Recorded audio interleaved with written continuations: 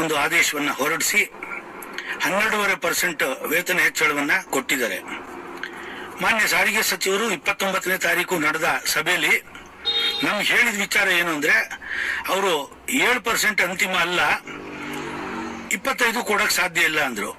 ನಾವು ಅವ್ರಿಗೆ ಹೇಳಿದ್ವಿ, ಮತ್ತೆ ಆಯ್ತು ನಮ್ಮನ್ನು ಮೀಟಿಂಗ್ ಕರೆದು ಮಾತಾಡಿ ಅದನ್ನ ಅಂತಿಮಗೊಳಿಸೋಣ ಅಂತ ನಾವು ಹೇಳಿದ್ವಿ. ಅವರು ಮುಖ್ಯಮಂತ್ರಿಗಳ ಹತ್ರ ನಾನು ಮಾತಾಡಿ ನಾವು ಘೋಷಣೆ ಮಾಡ್ತೀವಿ ಅಂದ್ರು. ನಾವು ಹೇಳಿದ್ವಿ ಆ ರೀತಿ ಮಾಡಬೇಡ್ರಿ ಅಂತ ಹೇಳಿದಾಗ ಅವರು ಒಂದು ಸಭೆ ಕರೆದು ನಾನು ತಿಳಿಸ್ತೀನಿ ಬೇಕಾದ್ರೆ ನಿಮಗೆ ಅಂತಂದ್ರು. ಇವತ್ತು ಏಕಪಕ್ಷೀಯವಾಗಿ ಸರ್ಕಾರ 1/4/25ರಿಂದಾನೇ ವೇತನ ಪರಿಷ್ಕರಣೆಯನ್ನ ಮಾಡಿದೆ.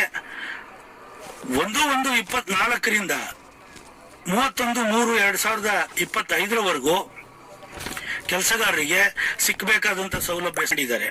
ಇದು ಬಿಲ್ಕುಲ್ ನಾವು ಒಪ್ಪೋದಿಕ್ಕೆ ಸಾಧ್ಯನೇ ಇಲ್ಲ. ಸಾರಿಗೆ ನೌಕರರು ಇದರಿಂದ ಬಹಳ ಆಕ್ರೋಶ ಭರಿತರಾಗಿದ್ದಾರೆ.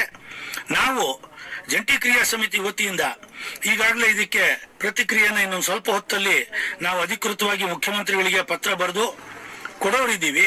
ಮತ್ತೆ ನಮ್ಮ ಮುಷ್ಕರದ ದಿನಾಂಕ ಏನಿದೆ 20ನೇ ತಾರೀಕು, ಅದು ಚಾಲ್ತಿಯಲ್ಲಿರುತ್ತೆ.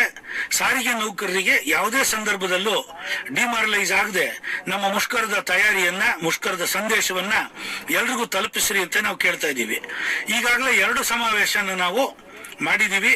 ಒಂದು 9ನೇ ತಾರೀಕು ಏನು ಹುಬ್ಬಳ್ಳಿಯಲ್ಲಿ ಆಯ್ತು, ಇವತ್ತು ಅಂದ್ರೆ 12ನೇ ತಾರೀಕು ಗುಲ್ಬರ್ಗಾದಲ್ಲಾಯ್ತು, 14ನೇ ತಾರೀಕು ಮೈಸೂರಿನಲ್ಲಾಗುತ್ತೆ, ಮತ್ತೆ 15ನೇ ತಾರೀಕು ಬೆಂಗಳೂರಿನ ಟೌನ್ ಹಾಲ್ ನಲ್ಲಿ ಈ ಸಮಾವೇಶ ಆಗುತ್ತೆ.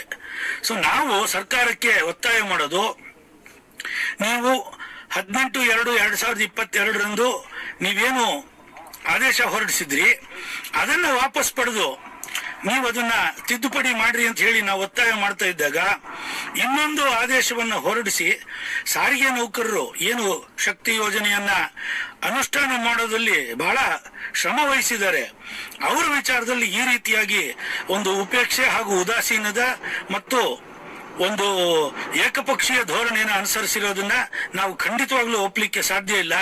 ಜಂಟಿ ಕ್ರಿಯಾ ಸಮಿತಿ ಸರ್ಕಾರದ ಈ ಕ್ರಮವನ್ನ ಖಂಡಿಸುತ್ತೆ. ಮತ್ತೆ ಯಾವುದೇ ಕಾರಣಕ್ಕೂ ಈ ಏಕಪಕ್ಷೀಯ ನಿರ್ಣಯನ ನಾವು ಒಪ್ಪೋದಿಲ್ಲ. ಮತ್ತೆ ನಮ್ಮ ಮುಷ್ಕರವನ್ನ ನಾವು ನಡೆಸುವಂತ ತೀರ್ಮಾನನ ನಾವು ಇವತ್ತು ಸಹ ಅದನ್ನು ಜಾರಿಗೊಳಿಸ್ತೀವಿ ನಾವು ಅಂತ ಹೇಳಿ ಈ ಸಂದರ್ಭದಲ್ಲಿ ಹೇಳಲಿಕ್ಕೆ ಇಷ್ಟಪಡ್ತೀನಿ.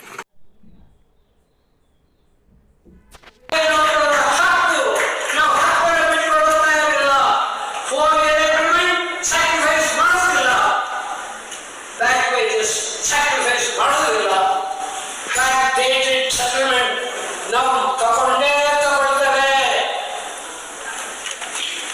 1/1/24ರಿಂದ ಹೊಸ ಸೆಟಲ್ಮೆಂಟ್ ಆದ